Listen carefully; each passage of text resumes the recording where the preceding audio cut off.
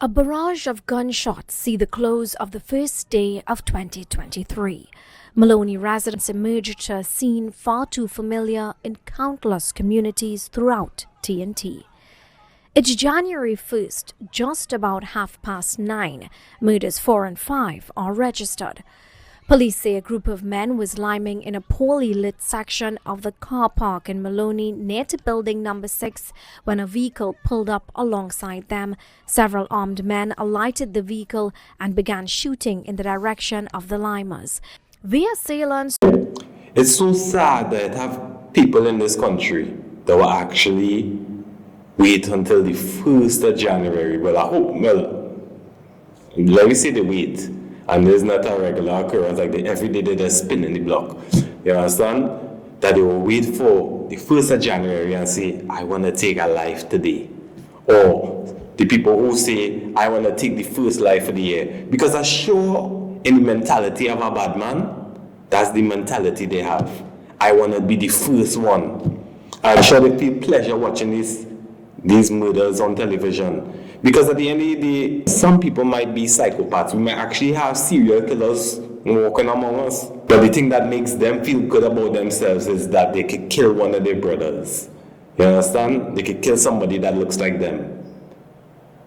They could kill somebody because that person says there's a different number, a different gang. You understand? I just want to get that clear, that it has sad people out here. Some real saddest man out here that actually waiting until the 1st of January to take a life. Back into their vehicle and escaped. Residents exited their homes to find motionless 27-year-old Christopher Williams, aka One Foot, and another man only identified as Ezekiel. The country's first double murder.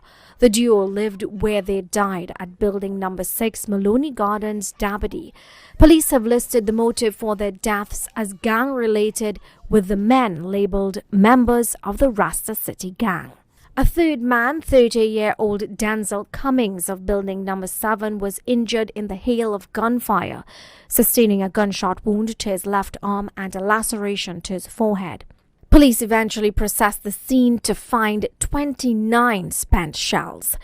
The murder toll for 2023 is 5, as 2022 closed off as the most murderous in the country's history.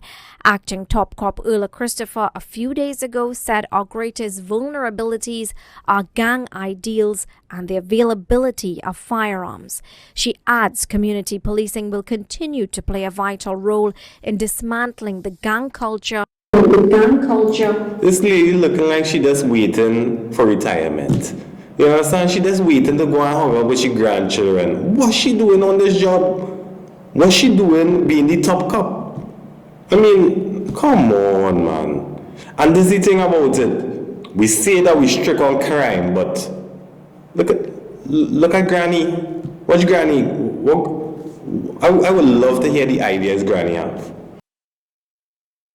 And enticing some of our nation's youth. Meanwhile, in his New Year's message, Prime Minister Dr. Keith Rowley acknowledged the ever-present growth of gang activity in TNT and committed his government to making 2023 a year of public review and consequent overhaul and redoubling of efforts to combat negative ills in society. Prime Minister Rowley said the year would start off with a series of public conversations followed by interventions.